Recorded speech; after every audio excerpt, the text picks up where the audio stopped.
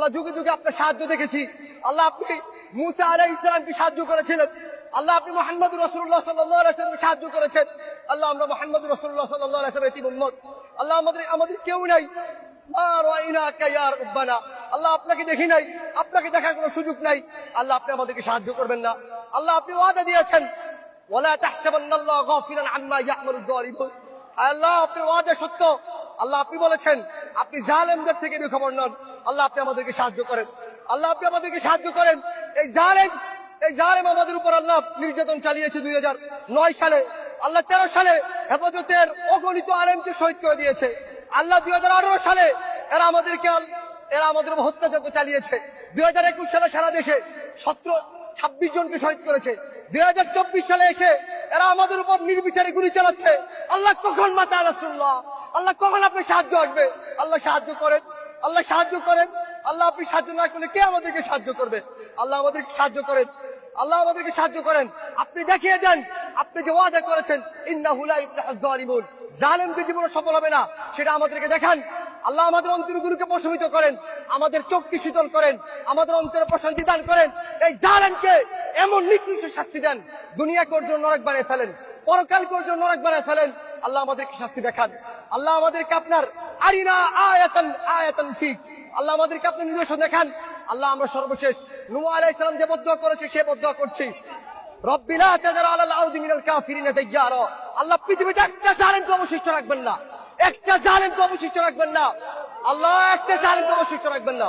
আল্লাহ খুবাইব রাদিয়াল্লাহু আনহু যে বলেছিল আল্লাহুম্মা আহসিন আদাদা, আল্লাহ একটা একটাকে গণনা করে রাখেন। ওয়াক্তুলহুম বাদাদা, আল্লাহ একটা একটাকে হত্যা করেন। ওয়ালা তুগাদি মিনহুম আহাদা, আল্লাহ একটাকে রাখবেন না। আল্লাহুম্মা শাত্তিত শামলাহুম ওয়া ফাররিক জামাআহুম ওয়া আরিনা ফীহিম আজাইবা কুদরতিক। আল্লাহুম্মা আনসুর ইসলাম ওয়াল মুসলিমিনা ফী কুল্লি মাকান, খাসাতান ফী মাওতিনিনা ওয়া খাসাতান ফী ফিলিস্তিন ওয়া ফী গাজ্জা। আল্লাহ আজকে আমরা নিপীড়িত, নির্যাতিত। আল্লাহ উইগুরে আমরা নির্যাতিত, গাজায় নির্যাতিত, আল্লাহ বাংলাদেশে নির্যাতিত। রাসূলুল্লাহ, আল্লাহ আপনার সাহায্য কখন আসবে? আল্লাহ আমাদেরকে সাহায্য করেন, আল্লাহ আপনি আমাদেরকে সাহায্য করেন। আল্লাহুম্মা আলি কালিমাতাক ওয়া আসফিল কালিমাতাল্লাযীনা কাফারু ওয়া কালিমাতুল্লাযীনা কাফারু হিয়া সুফলা। আল্লাহুম্মা তাকাব্বাল মিন্না ইন্নাকা আনতাস সামিউল আলিম। আমিন।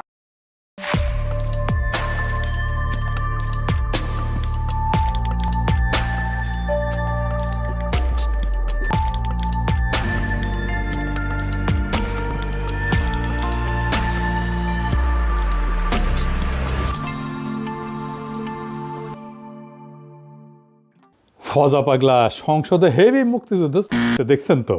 যতদিন রয়্যাল বেঙ্গল টাইগার থাকবে মুক্তিযোদ্ধা জিতবে, রাজাকার কোনোদিন এদেশে জয়লাভ করতে পারবে না। বিএনপির অন্যান্য এমপি মন্ত্রীরাও আমি তো এই নিয়ে এপিসোড করেছি। আবার দেখলাম জামাতের এমপি শাহজাহান সাহেব কইছে গোলাম আজম নাকি স্বাধীন পূর্ব পাকিস্তানের স্বপ্ন দেখেছেন। এই সংসদ একটা নাট্যশালা হয়ে যাইতেছে। মাঝে মাঝে দেখি এনসিপি মুক্তিযুদ্ধ করে চিক্কর পারে। মুক্তিযুদ্ধের নতুন রূপ তৈরি হয়েছে, মুক্তিযুদ্ধের নবায়ন হয়েছে। আমি এখন কই যাই, সবাই দেখে মুক্তিযোদ্ধা হয়ে গেছে, খালি আমি একাই রাজাকার হয়ে গেলাম। 1971-কে 2024-এর জুলাই বিপ্লবের মুখোমুখি দাঁড় করাইয়া 2024-কে বাতিল করে দেওয়ার শয়তানি অনেক আগে থেকে শুরু হয়েছে। এই শয়তানিটা শুরু করছে বিএনপি, পিছে ছিল ইন্ডিয়া আর আওয়ামী লীগের ন্যারেটিভ পাওয়ার। তাই জুলাইকে একটা দার্শনিক আর ঐতিহাসিক ভিত্তির উপরে দাঁড় করাতে না পারার দায় এখন পুরা জুলাইকে দিতে হইতেছে। মুক্তিযুদ্ধের ধারাবাহিকতায় নাকি জুলাই হয়েছে, এ বয়ান আগে আনে আসিফ নজরুল। আবার নাহিদ সংসদে দাঁড়ায় সে আসিফ নজরুলের কথা ধার করিয়া কইতেছে জুলাইয়ের মধ্য দিয়ে মুক্তিযুদ্ধের নবায়ন হয়েছে। হ্যাঁ, জুলাই মুক্তিযুদ্ধেরই ধারাবাহিকতা। শুনেন, জুলাই গণ অভ্যুত্থানের মধ্য দিয়ে মুক্তিযুদ্ধের নতুন রূপ তৈরি হয়েছে, মুক্তিযুদ্ধের নবায়ন হয়েছে। ভাই মুক্তিযুদ্ধের চেতনা কোট আনকোট এইটার বিরুদ্ধেই তো জুলাই হয়েছে। শুনিছেন? একবার আসিফ নজরুলকে দিয়ে আসা ইন্টারিম বানায়া এলো, তারপরেও এদের শিক্ষা হয় না। 1971-এর ধারাবাহিকতায় জুলাই আসে নাই। 1971-এর সাথে জুলাইয়ের কোনো সম্পর্কই নাই। সম্পর্ক থাকলে জুলাইকে 71 দিয়ে ব্যাখ্যা করা যাইতো, সেটা করা যায় না। 1971 ছিল আমাদের ভুল ঠিকানা, 1947-ও ছিল তাই। 2024 আমাদের ডেস্টিনি। 2024 1971-এর পোলা না, 2024 1971-এর বাপের বাপ। সেই বাপকে 1971 চিনতে পারে নাই। আমি জানি আমার কথায় মেলা হাউকাউ হবি, কিন্তু যদি বাইসা থাকি এই ন্যারেটিভ প্রতিষ্ঠা করে দিয়ে যাব ইনশাল্লাহ। আসেন আল্লাহর নামে শুরু করি। 16 জুলাই 2024 রংপুর বেগম রোকেয়া বিশ্ববিদ্যালয়ের সামনের রাস্তায় একটা ছেলে দাঁড়াইছে, হাতে শুধু একটা লাঠি, সামনে পুলিশ, শটগান উঁচায়, কয়েক গজ দূরত্ব মাত্র। ছেলেটা পিছায় না, উল্টা সামনে আগায় যায়, 2 হাত ছড়ায় দেয়, বুক চিতায় দাঁড়ায়। সে যেন বলতেছে গুলি করো, আমি প্রস্তুত। ঠিক কিনা? তাই তো, পুলিশ গুলি করলো। প্রথম গুলি ছেলেটা টলল না, দ্বিতীয় গুলি ছেলেটা মাটিতে পড়লো। আবু সাইদ, বয়স মাত্র 22। এই এক দৃশ্যের ভেতরে পুরা 2024-এর রহস্য, পুরা না বলা কথা লুকায় আছে। আবু সাইদ মরতে যায় নাই, সে জীবন দিতে গেছিল। মরতে যাওয়া আর জীবন দিতে যাওয়া দুইটা এক জিনিস না। মরতে যাওয়া বলতে কি বুঝি? রাস্তায় বাস উল্টায় মানুষ মারা যায়, রোগে মানুষ মারা যায়, ছিনতাইকারীদের ছুরিতে মানুষ মারা যায়। 71-এ পাকিস্তানি বাহিনীর হাতে গ্রামে গ্রামে মানুষ মারা গেছে, কেউ ঘরের ভেতরে, কেউ পালাইতে গিয়া, কেউ স্ত্রী সন্তান বাঁচাইতে গিয়া, এসব মৃত্যু। কিন্তু কেউই মরতে যায় নাই, তারা বাঁচতেই চাইছেন, মৃত্যু আইসা পড়ছে। এমনকি 1971-এর রণাঙ্গনের মুক্তিযোদ্ধারাও, যিনি অস্ত্র হাতে যুদ্ধে গেছিলেন, তিনিও বাঁচার আশায় গেছিলেন, জিতে ফিরে আসবো এই ভরসায়। গুলি লাগলে শহীদ, কিন্তু গুলি না লাগলে ফিরে আসবো, আমার দেশ পাবো, আমার পরিবার পাবো। যুদ্ধে গেছেন কিন্তু মরতে যান নাই। জীবন দেওয়া সম্পূর্ণ আলাদা জিনিস। জীবন দেওয়া মানে আপনি জানেন আপনি ফিরবেন না, আপনি জানেন এই কাজটা আপনার জীবন দিয়ে শেষ হবে, আর আপনি সেটা মাইনে নিয়েই দাঁড়াইছেন। জুলাইয়ের শহীদেরা সবাই এই জিনিস করছে। মুগ্ধ যখন গুলির মুখে পানি বিতরণ করতেছে, সে জানতো পরের গুলি তার গায়ে লাগতে পারে। ফায়াজ যখন বুক চিতাইছে, জানতো, ওয়াসিম, অনেক, সাজিদ সবাই জানতো এই ছেলেরা বাঁচতে যায় নাই, তারা জীবন দিতে গেছে। তাহলে আবু সাইদ আলাদা কেন? আবু সাইদ এই জীবন দেওয়ার দৃশ্যটা আমাদের দেখাই দিলেন সবার আগে, সবচেয়ে স্পষ্টভাবে। হাত ছড়ানো, বুক উন্মুক্ত, গুলির মুখে স্থির। ভিডিও আছে, ছবি আছে। ওই ছবিটা একটা দলিল, ওই ভিডিওটা একটা দলিল। ওই ছবিটা শাহাদাতের ব্যাকরণ শিখাইছে, গ্রামার শিখাইছে। ওই ছবিটা দেখে কোটি মানুষ বুঝছে, এইভাবে দাঁড়াইতে হয়।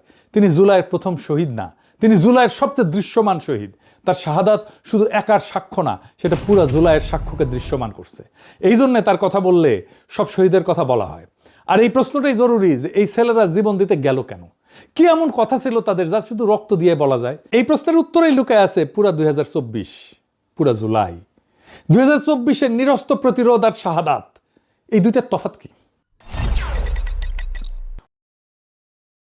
তফাৎটা শুধু কৌশলের না, তফাৎটা অস্তিত্বের। অস্ত্র হাতে যুদ্ধ মানে কি? মানে আমার ক্ষমতা আছে, তোমারও ক্ষমতা আছে, দেখি কে জেতে। এটা ক্ষমতার লড়াই। আমার গুলি বরং তোমার গুলি, আমার সেনা বরং তোমার সেনা। এই যুদ্ধে আমি যদি জিতি, আমি তোমার রাষ্ট্রের জায়গায় আমার রাষ্ট্রকে বসাবো। কাঠামো এক, শুধু মালিক বদল। এটাই হয়েছে 1971-এ।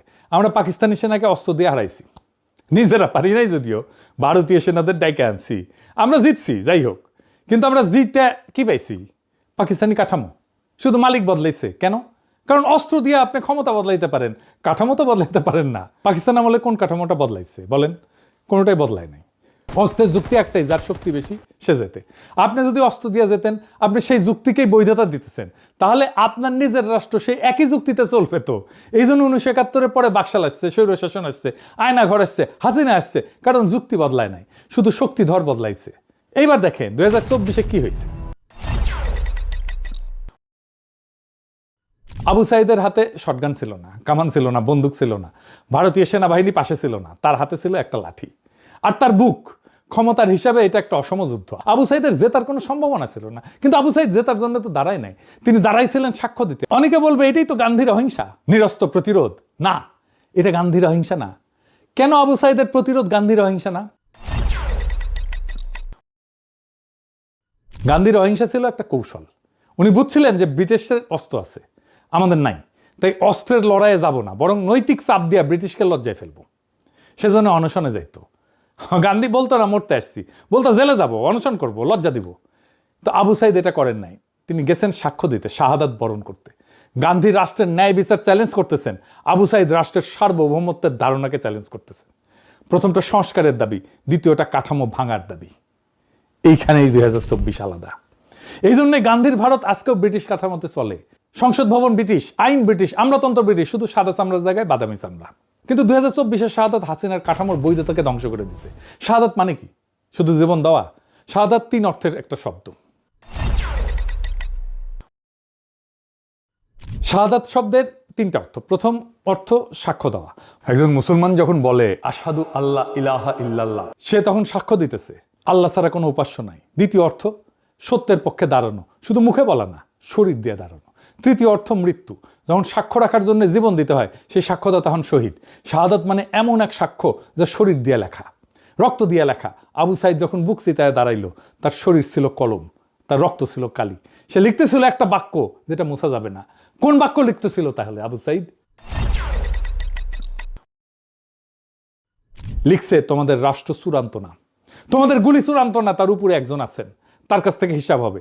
এই বাক্য নতুন না, এই বাক্য তিতুমিল লিখছিলেন নারকেল বাড়িয়ায়, দুদুমিয়ার ফাড়ায় যে কৃষকেরা লিখছিলেন জমিদারের লাঠির সামনে। আর এই বাক্য আবু সাইদ লিখলেন 2024 রংপুরের রাজপথে।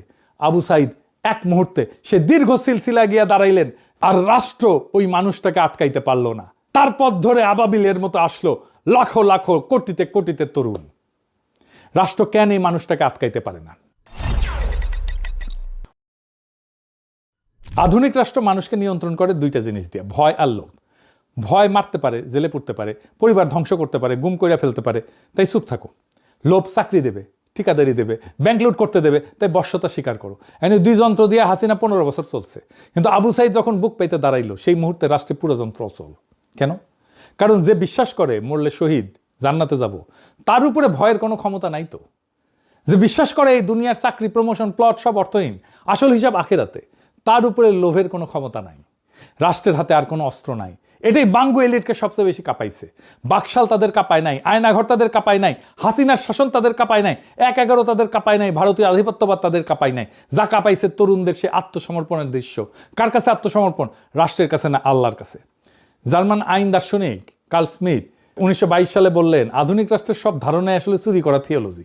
আধুনিক রাষ্ট্রের একটা ধারণা আছে সোভারেন, সার্বভৌম, চূড়ান্ত রাষ্ট্র, চূড়ান্ত সার্বভৌম, যার উপরে কেউ নাই। এটা আল্লাহর গুণাবলী থেকে চুরি করা। আরেকটা ধারণা আছে স্টেট অফ এক্সেপশন, জরুরি অবস্থা। রাষ্ট্র বলে আজ আইন কাজ করবে না, সংবিধান স্থগিত, আমার ইচ্ছায় চলবে, এটাই চলবে। এটাই সার্বভৌমত্ব, এটাই সবচেয়ে বড় চুরি। ভাবেন, মুসা নবীর সামনে সাগর 2 ভাগ হয়েছিল কেন? কারণ আল্লাহ চাইছিলেন। প্রকৃতির নিয়ম সেই মুহূর্তে স্থগিত হয়ে গেছিল। ইব্রাহিম নবীকে আগুনে ফেলা হয়েছিল, আগুন পুড়াইতে পারে নাই, কারণ আল্লাহ চাইছেন, নিয়ম স্থগিত। এক্সেপশন, নিয়মের উপরে দাঁড়ায় নিয়ম স্থগিত করার ক্ষমতা, এটাই সার্বভৌমত্ব। এটা একমাত্র আল্লাহর, কেউ পারে না। এটা আর কেউ পারে না। আধুনিক রাষ্ট্র ওই ক্ষমতাটা চুরি করছে, সে বলে আমি পারি। হাসিনা যখন বলে জরুরি অবস্থা, উনি বলতেছেন সংবিধান কাজ করবে না। যখন বলতেছে আদালত আমার ইচ্ছায় চলবে, নির্বাচন আমার ইচ্ছায় আসবে, কে এমপি হবে আমি ঠিক করব, কে বেঁচে থাকবে, কে মারা যাবে, কে গুম হবে, কাকে গুলি করব, কাকে বাঁচতে দেবো না, কাকে দেশান্তরী করব, এটাই আমি ঠিক করব। সে তখন নিজেকে আল্লাহর জায়গায় বসাইতেছে। তিনি বলতেছেন নিয়ম স্থগিত করার ক্ষমতা আমার। এই ক্ষমতা মানুষের না, এই ক্ষমতা রাষ্ট্রের না, এই ক্ষমতা একমাত্র আল্লাহর। আর সবচেয়ে গভীর চুরি দিন আর দুনিয়ার বিভাজন। রাষ্ট্র বলে ধর্ম প্রাইভেট, রাজনীতি পাবলিক। মসজিদ একটা জায়গা, রাজপথ আর একটা। ইসলাম বলে দিন আর দুনিয়া আলাদা না, একই। পাকিস্তান এই চুরির উত্তরাধিকারী, বাংলাদেশে ওই চুরির উত্তরাধিকারী, হাসিনার রাষ্ট্রীয় চুরির উত্তরাধিকারী। আবু সাইদ বুক পেতে দাঁড়ানো সেই দাবিকে এক লহমায় চুরমার করে দিল। সে বলল তুমি চূড়ান্ত না, তোমার রাজপথ মসজিদ বিভাজন আমরা মানি না। এই এক বিশ্বাসে পুরো রাষ্ট্রের ভিত্তি কাঁপলো। হাসিনা পলাইলো। তারেক রহমান বলছিল শহীদরা শুধুমাত্র একটা সংখ্যা না, একটা প্রাণের সমাপ্তির অর্থ হইল একটা পরিবারের মৃত্যু, একটা স্বপ্ন এবং সম্ভাবনার অবসান। আসলে কি শহীদের মৃত্যু স্বপ্ন আর সম্ভাবনার অবসান? শহীদরা মরে না, না, শহীদরা মরে না, সে মহাজীবনে যায়। কিভাবে? কোরআনে একটা আয়াত আছে, আপনারা জানেন, আল্লাহর পথে যারা নিহত হয় তাদের মৃত বলো না, বরং তারা জীবিত। কিন্তু তোমরা তা বুঝতে পারো না। এটা শুধু ধর্মীয় সান্ত্বনা না, এটা অস্তিত্বের সত্য। আমাদের সাধারণ জীবন কি? জন্ম, খাওয়া, বাঁচা, কাজ, বার্ধক্য, মৃত্যু, শেষ, মাটির নিচে পৌঁছে যাওয়া। কিন্তু শহীদের জীবন আলাদা। শহীদের মৃত্যুর মুহূর্তে সে এক সাধারণ জীবন থেকে বাইর হয়, এক মহাজীবনে প্রবেশ করে। সে মহাজীবন যা এই ডেল্টার মাটিতে গাথা। জাতি তুমির জীবন, যা হাজী শরীয়তুল্লাহর জীবন, যিনি 1831 নারকেল বাড়িয়ার বাঁশের কেল্লায় ব্রিটিশ কামানের গোলার সামনে বুক পেতে দিছিলেন। যা ফারায়েজি বাহিনীর সেই কৃষক শহীদের জীবন, যাদের নাম পাঠ্য বইয়ে নাই, কিন্তু যাদের রক্ত পদ্মা মেঘনায় মাটিতে মিশে আছে। যা 1943 দুর্ভিক্ষে মইরা যাওয়া সেই লক্ষ লক্ষ হতভাগ্য বাঙালির জীবন, যারা ব্রিটিশ সাম্রাজ্যের লুটের সাক্ষী। আর যা 2024 আবু সাইদের জীবন। এই সব শহীদই একই সুতায় গাথা। তাদের রক্ত একই আকাশের নিচে পড়ছে, তাদের সাক্ষ্য এক, তারা সবাই এই ডেল্টার শহীদ। পদ্মা মেঘনা যমুনার মাটিতে মিশা শহীদ। শহীদ মরে না, সে বাঙালি মুসলমানের 8 শতাব্দীর সেই অমর কাফেলায় ঢুইকা যায়, একটাই উৎসে ফেরে। উৎস কি? জার্মান দার্শনিক মার্টিন হেইডেগার বলেন, আধুনিক মানুষের সবচেয়ে বড় অসুখ হইল সে উৎস থেকে বিচ্ছিন্নতা। মানুষ যখন মাটি তার ভাষার ইতিহাস হারায়, সে আসলে অস্তিত্ব হারায় না, সে আছে কিন্তু পূর্ণভাবে নাই। হাইডেগারের নাম দিছেন অপ্রকৃত অস্তিত্ব, ইনঅথেন্টিক এক্সিস্টেন্স। পাকিস্তানের 24 বছর বাঙালি মুসলমান অপ্রকৃত, ইনঅথেন্টিক। তাকে বলা হয়েছিল তুমি পুরা মুসলমান না, তোমার বাঙালিত্ব ফেলো, ছুঁড়ে ফেলো। বাংলাদেশে 55 বছর বাঙালি মুসলমান অপ্রকৃত, ইনঅথেন্টিক। তাকে বলা হয়েছিল তুমি মুসলমান পরিচয় নিয়ে তো প্রগতিশীল হইতে পারবা না, তোমার মুসলমানিত্ব ফেলো। বাঙালি মুসলমানের জীবন 77 বছর অপ্রকৃত অস্তিত্ব, ইনঅথেন্টিক এক্সিস্টেন্স। আরবের 4th শতাব্দীর মহান চিন্তক ইবনে খালদুন 600 বছর আগে এই কথা ভিন্ন ভাষায় বলছিলেন। তিনি একটা শব্দ ব্যবহার করে বলছিলেন আসাবিয়া, গোষ্ঠী চেতনা, মাটির বন্ধন। ইবনে খালদুন বললেন যেই জাতির আসাবিয়া হারায় সে পতিত হয়, যেই জাতি আসাবিয়া পুনরুজ্জীবিত করে সে আবার উঠে দাঁড়ায়। 2024 আসাবিয়ার পুনরুজ্জীবন, পতিত জাতির পুনরুত্থান। আবু সাইদ যখন বুক চিতায় দাঁড়াইলেন, তিনি এক মুহূর্তে আমাদের জাতিকে আসাবিয়া ফিরিয়ে দিলেন। এইটাই উৎসে ফেরা। কোন উৎসে ফেরা? বাঙালি মুসলমানের উৎস এই গাঙ্গেয় বদ্বীপে, এই ডেল্টায়, নদীতে, পলিমাটিতে, কৃষকের ঘামে। বাংলা ইসলাম আসছে নদীর সাথে, কৃষির সাথে, পীর দরবেশের সাথে, স্থানীয় সমাজের সাথে মিশা। বাঙালি মুসলমান এই মাটির সন্তান। তাহলে তার উৎসে ফেরা মানে তার নিজের 8 শতাব্দীর ইতিহাসে ফেরা। যে ইতিহাস 47 চাপা দিছিল, যে ইতিহাস 71 চাপা দিছিল। আসেন এইবার সেই ইতিহাসটা দেখি। 8 শতাব্দীর চাপা পড়া কণ্ঠস্বর কি ছিল সেই ইতিহাস? বাঙালি মুসলমান 1000 বছর ধরে 4টে জিনিস চাইছে, একসাথে চাইছে। প্রথম, জমির অধিকার। দ্বিতীয়, কেন্দ্রের বিরুদ্ধে প্রান্তের অধিকার। তৃতীয়, বাংলার ভূখণ্ডের নিজস্ব রাজনীতি। চতুর্থ, নাগরিক মর্যাদা। বাঙালি মুসলমান, এই মাটির মানুষ, এই 3টাই পূর্ণ। এই 4-5টা বড় মুহূর্ত আসছে বাঙালি মুসলমানের জীবনে, দুর্ভাগ্যজনকভাবে একবারে আসেনি। 1 নম্বর মুহূর্ত কখন আসছে? সেইটা ছিল বঙ্গীয় সুলতানি আমল। শামসুদ্দিন ইলিয়াস শাহ 1352 সাল। প্রথম দিন বাংলা দিল্লির প্রদেশ না, নিজেই রাষ্ট্র। প্রথম দিন বাঙালি জানলো আমাদের শাসন করতে দিল্লি লাগে না, আমরাই পারি। এই স্মৃতি 2024-এ ফিরল, যখন আমরা বললাম ভারত আমাদের নিয়তি ঠিক করবে না, দিল্লি না ঢাকা, ঢাকা ঢাকা।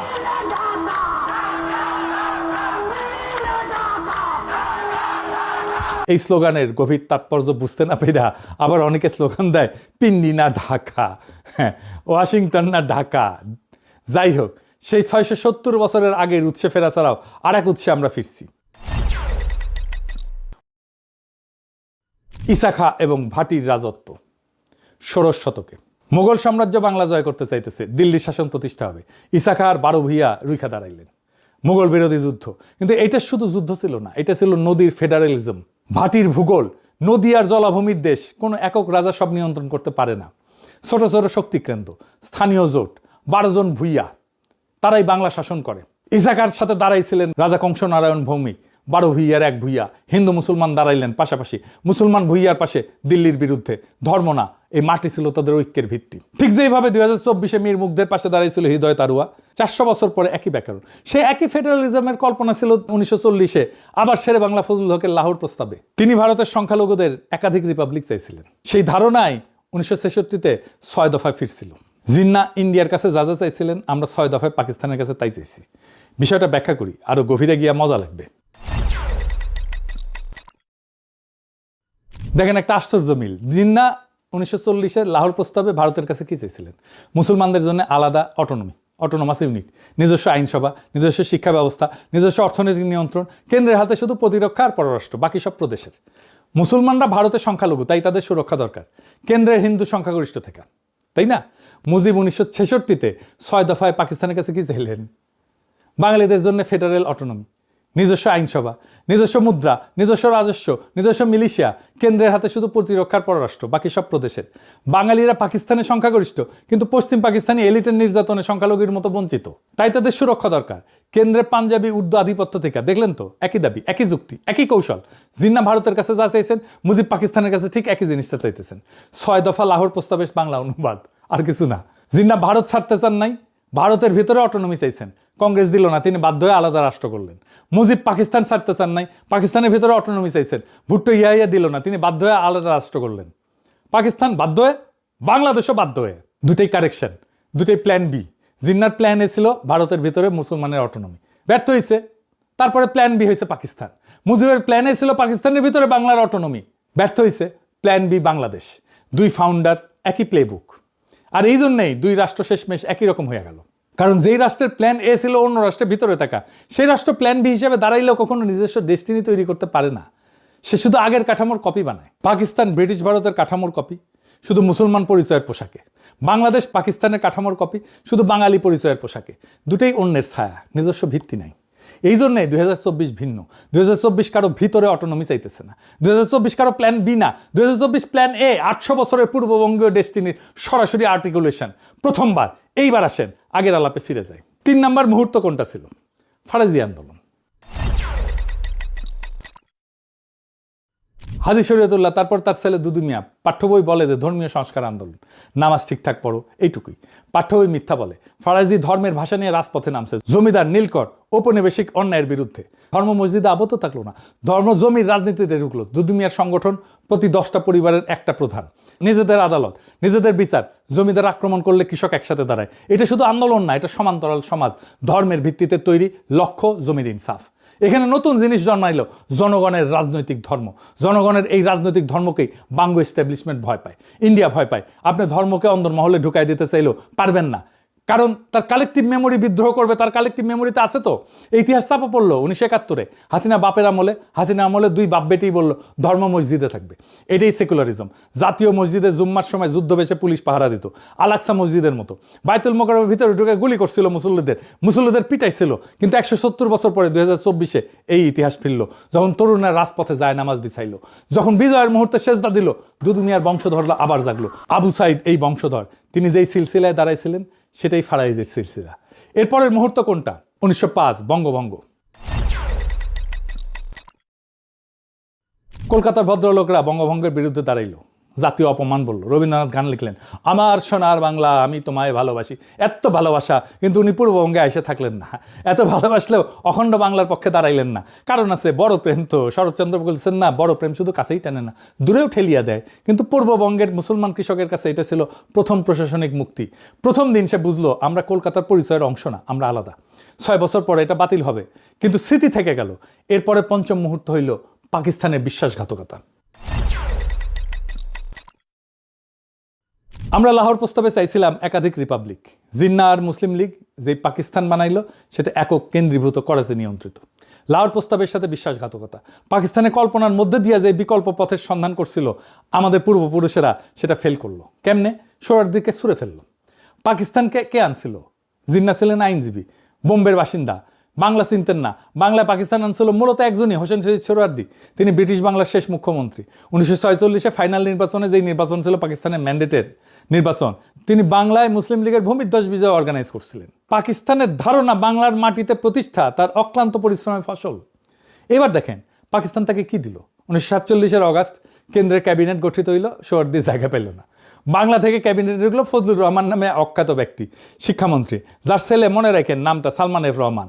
77 বছর পর হাসিনা ফ্যাসিবাদের অর্থনৈতিক স্থপতি। এই এক জেনারেশনাল কন্টিনিউটি। পূর্ব বাংলার প্রথম মুখ্যমন্ত্রী নির্বাচন সোহরাওয়ার্দী হারলেন কেন? কারণ তার সাপোর্ট বেস ছিল পশ্চিমবাংলায় মুসলিম এমপিদের মধ্যে। স্যার সিরিল র্যাডক্লিফের কলমে সেই এমপিরা ভারতে চলে গেছেন। জিতলেন খাজা নাজিমুদ্দিন, এক অপদার্থ লোক, সাথে নাই পাশে নাই কিসিমের। হ্যাঁ, যাই হোক, এইটা দুর্ঘটনা না, এটা নকশা। 1948-এ পাকিস্তানের বয়স 1 বছর। সোহরাওয়ার্দীকে মুসলিম লীগ থেকে বহিষ্কার করা হইল, গণপরিষদ থেকে বহিষ্কার করা হইল। যিনি পাকিস্তান আনছিলেন তিনি পাকিস্তানে অবাঞ্ছিত হয়ে গেলেন। পাকিস্তানের জন্মের প্রথম বছরে যে বাঙালি তাকে আনছিল তাকে ছুঁড়ে ফেলে দিছে। এটা ভুল সিদ্ধান্ত না, এটা পাকিস্তানের ডিএনএ ছিল। আর এই ছুঁড়ে ফেলা সোহরাওয়ার্দী কি করলেন? নতুন দল গঠন করলেন, আওয়ামী মুসলিম লীগ। মৌলানা ভাসানী সভাপতি। পাকিস্তানের বছর 2 বছর। বাংলার অর্গানাইজার পাকিস্তানের এগেনস্টে নতুন দল বানাইতেছেন। এই রিজেক্ট হওয়া সোহরাওয়ার্দীর হাত থেকেই ভাষা আন্দোলন, যুক্ত ফ্রন্ট, 6 দফা, মুক্তিযুদ্ধ সব শুরু। আইয়ুব খানের আত্মজীবনী ফ্রেন্ডস নট মাস্টার্সে 25 পৃষ্ঠায় সোহরাওয়ার্দী নিজে স্বীকার করছে পূর্ব পাকিস্তানের যত আন্দোলন সব তিনি কলকাঠি নাড়াইছেন 1947-এর ক্ষোভ থেকে। মানে 1971 শুরু হয়েছে 1947-এ। এই কথা সোহরাওয়ার্দী নিজেই লিখে গেছে। পাকিস্তান যেদিন বাংলার অর্গানাইজারকে সোহরাওয়ার্দীকে ছুঁড়ে ফেলছে সেই দিনই পাকিস্তান হারছে। বাকিটা 24 বছরের সময়ের ব্যাপার মাত্র। আর শুধু সোহরাওয়ার্দী না, পাকিস্তান শুধু মুসলমানের রাষ্ট্র হবে এই কথা কিন্তু ছিল না, পাকিস্তান হবে ভারতের সংখ্যালঘুদের রাষ্ট্র। সেই সব সংখ্যালঘু, যেই সব সংখ্যালঘু ভারতে নিরাপদ না তাদের ঘর। মুসলমান আর সংখ্যালঘু এক জিনিস না, কিন্তু আরো সংখ্যালঘু আছে, দলিত হিন্দু, বর্ণ হিন্দু সমাজে যাদের অস্পৃশ্য বানাইছে, কুয়ার পানি ছুঁইতে দেয় না, মন্দিরে ঢুকতে দেয় না, মানুষ হিসেবে গণনাই করে না। দলিতদের নেতা ছিলেন যোগেন মন্ডল। তিনি ভাবলেন ভারতে থাকলে ব্রাহ্মণদের পায়ের নিচে আমরা থাকবো, কংগ্রেস ব্রাহ্মণদের দল, পাকিস্তানে গেলে অন্তত মুসলমানদের সাথে আমরা সমান। মুসলমান আর দলিত একসাথে, দুইটাই সংখ্যালঘু, দুইটাই বর্ণ হিন্দুর হাতে নির্যাতিত। তিনি পাকিস্তান আন্দোলন করলেন, দেখা দেখি লক্ষ লক্ষ দলিত হিন্দু পাকিস্তান আন্দোলনের সমর্থন দিলেন। পাকিস্তান হইল, যোগেন মন্ডল পাকিস্তানের প্রথম আইনমন্ত্রী হইলেন। তারপর কি হইল, কয়েক বছরের মধ্যে দলিতদের উপরে নির্যাতন শুরু, জমি দখল, মন্দির ভাঙা, মেয়েদের তুলে নেওয়া। হিন্দু তা সে দলিত হোক, ব্রাহ্মণ হোক, হিন্দুই, পাকিস্তানে সে অপান্তীয়। যোগেন মন্ডল মন্ত্রী থেকে দেখতেছেন, কিছুই করতে পারতেছেন না।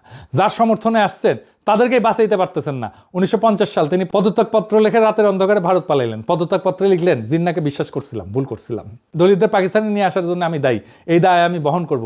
যে দলিত হিন্দুরা যোগেন মন্ডলের কথায় পাকিস্তান চাইছিলেন, তারা কোন মুখে তাকে দেখবেন? পাকিস্তান তাদেরও বিশ্বাসঘাতকতা করছে। দুইটা ঘটনা পাশাপাশি দেখেন, সোহরাদ্বীপ বাঙালি মুসলমান, পাকিস্তান আনছেন 1948 ছুড়ে ফেলে। যোগেন মন্ডল দলিত হিন্দু, পাকিস্তান আনছেন 1950 পালাইতে বাধ্য। পাকিস্তান জন্মের 3 বছরের মধ্যে তার 2 ফাউন্ডারকে ছুড়ে ফেলছে। এটা দুর্ঘটনা না। পাকিস্তান বাঙালিদের কণ্ঠস্বর গ্রহণ করার জন্য ডিজাইন করা ছিল না, দলিতদের কণ্ঠস্বর গ্রহণ করার জন্য ডিজাইন করা ছিল না। পাকিস্তান ছিল পাঞ্জাবি উর্দুভাষী আশরাফ এলিটের জন্য একটা যন্ত্র। বাকি সবাই বাঙালি হোক, দলিত হোক, সিন্ধি হোক, বেলুচ হোক, সবাই আজাইরা, সবাই ঝামেলা। চাইছিলাম এক জিনিস, পাইলাম আর এক জিনিস, দেখালো মুরগি, খাওয়াইলো ডাল। এই ভুলের সংশোধনী 71, কিন্তু সেটাও হয়ে উঠলো আর এক বিশ্বাসঘাতকতা। 1971 বাস্তব ঘটনা। স্বাধীন বাংলাদেশে জন্ম হয়েছে, কিন্তু নর্মাল ডেলিভারি না, সিজার করা লাগিছে। ডাক্তার ছিল ইন্ডিয়া। দেশের মানুষ রক্ত দিছে, এই রক্ত মিথ্যা না, কিন্তু একটা পার্থক্য করতে হবে। মুক্তিযুদ্ধের মুহূর্ত আর মুক্তিযুদ্ধের রাষ্ট্র দুইটা এক জিনিস না। মুক্তিযুদ্ধের মুহূর্তটা পবিত্র, কিন্তু যুদ্ধ শেষে যে রাষ্ট্র দাঁড়াইলো সেইটা মুহূর্তের প্রতিশ্রুতি রাখে নাই। কারণ 71 নিয়ে আমাদের আগে থেকে কোনো কল্পনা ছিল না, কোনো রাষ্ট্র কল্পনা ছিল না, কোনো দার্শনিক ভিত্তি ছিল না, কোনো 800 বছরের সিলসিলা ছিল না। 71 আমাদের লক্ষ্যও ছিল না। 71 ছিল বাধ্যতামূলক প্রস্থান, 47-এর প্রতারণার বিরুদ্ধে চূড়ান্ত প্রতিবাদ। 71 ছিল 47-এর কারেকশন, নতুন কিছু না, আগের ভুলের সংশোধন। আর কারেকশন কখনো ফাউন্ডিং হইতে পারে না, কিন্তু আমাদের প্রয়োজন ছিল নতুন প্রশ্ন, নতুন কাঠামো। 800 বছরের পূর্ববঙ্গীয় ডেস্টিনির পূর্ণ আর্টিকুলেশন, সেটা 1971 হয় নাই। এই জন্যই পাকিস্তান যেই কেন্দ্রবাদী কাঠামো রেখে গেল, বাংলাদেশে সেটা ভাঙলো না, ভাঙার দরকারই ছিল না। কারণ লক্ষ্যই তো ছিল ওই কাঠামোর মধ্যেই জায়গা পাওয়া। যখন বের হইতে বাধ্য হইলাম, তখন কাঠামোটা সাথে নিয়েই বের হইলাম। শুধু রাজধানী বদলাইলাম, করাচির জায়গায় ঢাকা, জিন্নার জায়গায় মুজিব, মুসলিম লীগের জায়গায় আওয়ামী লীগ। কাঠামো এক, চুরি যাওয়া থিওলজি এক, কেন্দ্রবাদ এক। বাংলাদেশের ডাক্তার ছিল ইন্ডিয়া, আমাদের জন্ম প্রক্রিয়ায় ভারতের হাতে। 55 বছর ধরে সেই নারী আমরা কাটতে পারি নাই। ইন্দিরা গান্ধী থেকে মনমোহন সিং, মোদি থেকে দোভাল, দিল্লির ছায়া বাংলাদেশের উপরে থেকে গেছে। কারণ 71 আমাদের ডেস্টিনি ছিল না, কারেকশন ছিল। আর কারেকশনের রাষ্ট্র কারেক্টিং এজেন্টের কাছে চিরকালের ঋণী। 1972-এর সংবিধান কে লিখলো? আওয়ামী লীগ একা। কোনো বিস্তৃত গণপরিষদ প্রক্রিয়া নাই, দল লিখলো, দল পাশ করাইলো, দল মালিক হইল। বাকশাল 1975-এর জানুয়ারি, একদলীয় ব্যবস্থা। এটা দুর্ঘটনা না, 1972-এর সংবিধানের যৌক্তিক পরিণতি। কারণ যেই রাষ্ট্রে কোনো নিজস্ব ডেস্টিনি নাই, সেই রাষ্ট্র তো শেষ দলেরই দখলে যাবে। আপনি সে একই কৃষক, এইবার হাসিনার আমল, আপনি যুদ্ধ করছেন, ছেলে শহীদ হয়েছে, মেয়ে নির্যাতিত। এইবার নতুন রাষ্ট্র আপনাকে কি বললো? বললো তুমি বাঙালি, ভালো কথা, কিন্তু তুমি এই নামাজ রোজা এত বেশি করো। এটা তো পাকিস্তানি ব্যাপার, এটা তো মুসলমানি ব্যাপার। তুমি তো প্রগতিশীল হতে পারবে না। তোমার দাড়ি টুপি কেন? তুমি মৌলবাদী। তোমার মাদ্রাসা কেন? তোমার ছেলেকে স্কুলে পাঠাও, রবীন্দ্রসঙ্গীত শেখাও, পয়লা বৈশাখে মঙ্গল শোভাযাত্রায় আসো, ঈদ ঘরে রাজপথে নামাজ পড়লে তুমি জঙ্গি। বললো তোমার ফারাই যে ইতিহাস, তোমার তিতুমিলের লড়াই ভুলে যাও, আমাদের ইতিহাস 52 থেকে শুরু। বললো তোমার সংস্কৃতি মানে রবীন্দ্রনাথ, ছায়ানট। পাকিস্তান যে অংশ ছাঁটাই করতে চাইছিল, বাংলাদেশ ঠিক তার উল্টা অংশ ছাঁটাই করতে চাইল। পাকিস্তান বাঙালি অংশ বললো অতিরিক্ত, বাংলাদেশ মুসলমান অংশ বললো অতিরিক্ত। আমরা পাকিস্তানে ছিলাম অতিরিক্ত বাঙালি, বাংলাদেশে হয়ে গেলাম অতিরিক্ত মুসলমান। আমাদের বাঙালি অংশ বাড়তি না, আমাদের মুসলমান অংশ বাড়তি না, দুইটা একই লড়াই, শুধু দুই দিকে, দুইটাই অর্ধেক রাষ্ট্র, দুইটাই ফেল্ড এক্সপেরিমেন্ট। পাকিস্তানের 24 বছর, বাংলাদেশের 53 বছর, মোট 77 বছর। এই 77 বছরে আমরা একদিনও পূর্ণ ছিলাম না। 2024-এ সে বদ্ধ দরজা ভাঙলো। 2024-এ যা ফিরে আসছে সেটা ছিল অভিনব একটা ব্যাপার। ফিরে যায় আবু সাইদের সেই ছবিতে। এই দৃশ্যের পেছনে কিসের ছায়া? ফারাজির ছায়া, দুদুমিয়ার ছায়া, তিতুমিরের ছায়া। 170 বছর আগে যে কৃষক জমিদারের লাঠির সামনে বুক চিতায় দাঁড়াইছিল তাদের ছায়া। আবু সাইদ তাদেরই বংশধর। বিজয়ের সন্ধ্যায় শাহবাগ টিএসসিতে যে সেজদা, সেটা ফারাইজির সিলসিলা পুনরুত্থান। 71-এর রাষ্ট্র ফারাইজির গ্রামার মুছে ফেলছিল, বলছিল ধর্ম মসজিদে থাকবে, রাজপথ সেকুলার। কারণ 71-এর কাঠামো ছিল 47-এর কাঠামোর কপি। এটাই দিন আর দুনিয়াকে আলাদা করছিল। 2024 সেই বিভাজনকে ভাঙলো। অগাস্টে যেই বাহিনী জনতার সাথে একাত্ম হইল, কি স্লোগান দিল? নারায়ে তাকবীর। শুনেছেন? 1975-এর 7ই নভেম্বর সিপাহী বিপ্লবের দিন বিপ্লবী সিপাহীরা একই স্লোগান দিছিল। এই স্লোগান ভাটির ফেডারেল বাংলার স্মৃতি। সিপাহী প্রজা একসাথে, বাহিনী জনতা একসাথে, কেন্দ্রের বিরুদ্ধে প্রান্তের ঐক্য। 400 বছর পরে ইসাখার স্মৃতি ফিরল। আর কোনো একক জাতির পিতা নাই। 47-এ ছিল জিন্নাহ, 71-এ মুজিব, দুইটাই বংশতন্ত্র। কিন্তু এটা দুর্ঘটনা না। জিন্নাহ মুজিব দুইজনেই প্ল্যান বি এর ফাউন্ডার। জিন্নাহ ভারতের ভিতরে অটোনমি চাইছিলেন, পান নাই, পাকিস্তান নিলেন। মুজিব পাকিস্তানের ভিতরে অটোনমি চাইছিলেন, পান নাই, বাংলাদেশ নিলেন। প্ল্যান বি এর রাষ্ট্রের একক পিতা লাগে, কারণ সেই পিতা ছাড়া রাষ্ট্রের জাস্টিফিকেশন নাই। আমি প্রতিষ্ঠা করছি, তাই আমি মালিক, এই দাবিতেই রাষ্ট্র দাঁড়ায়। 2024 প্ল্যান এ। কারো ভিতরে অটোনমি চাইতেছে না, কারো বিকল্প না। প্ল্যান এর কোনো একক পিতা লাগে না, কারণ প্ল্যান এর ভিত্তি একজন মানুষের কর্মে না। 800 বছরের সিলসিলায় আবু সাইদ আছেন, মুগ্ধ আছেন, ফায়াজ আছেন, কিন্তু কেউ পিতা না, সবাই সাক্ষী। ভাটির 12 ভূঁইয়ার গ্রামার ফিরল। কোনো একক সম্রাট না, বহু কেন্দ্র, বহু কণ্ঠস্বর, সবাই এই মাটির পক্ষে। আর হাসিনার পলায়ন ভারতে, এই দৃশ্যটা মনে রাখেন। 1971-এ পাকিস্তানি বাহিনী ভারতীয় যৌথ কমান্ডের কাছে আত্মসমর্পণ করছিল। সিজারের ডাক্তার ছিল ইন্ডিয়া। 2024-এ মুজিব বংশের শেষ উত্তরাধিকারী সেই ভারতেই পলাইলো শরণার্থী হয়ে। 53 বছর পর সিজারের সেই ডাক্তার আসলে কি ছিল সেটা প্রকাশ হইল। হাসিনা পলায়নের মধ্যে দিয়ে মুক্তিদাতা ছিল না, মালিক ছিল, মালিক। সে দাসকে নিয়ে গেছে। 71-এ যাকে আমরা মুক্তিদাতা ভাবছিলাম, আসলে ছিলেন আমাদের নারী ধরা মালিক। হাসিনা পলায় গিয়া সেই মালিকের পায়ের কাছে আশ্রয় নিল। আর সেই মুহূর্তে ভারতের ছায়া বাংলাদেশের উপর থেকে সরে গেল।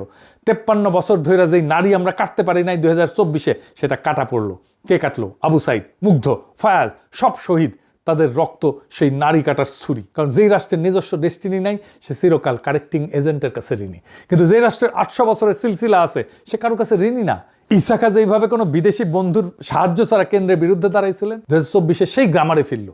47 ছিল ব্রিটিশের দয়া, 71 ছিল ভারত ধাত্রী, 2024 কারো ছায়া না, নিজস্ব শক্তিতে। প্রথমবার এনসিপি আপনাদের মুক্তিযুদ্ধের ধারাবাহিকতার বয়ান ছাড়েন।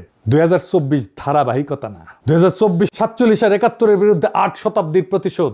সেই প্রতিশোধের ব্যাকরণ, এই প্রতিরোধের সিলসিলা যারা জানে না, তারা জুলাইকে বোঝে না। এই প্রতিশোধের আগুন নিভতে দেব না, নেভানো যাবে না। ইনকিলাব জিন্দাবাদ।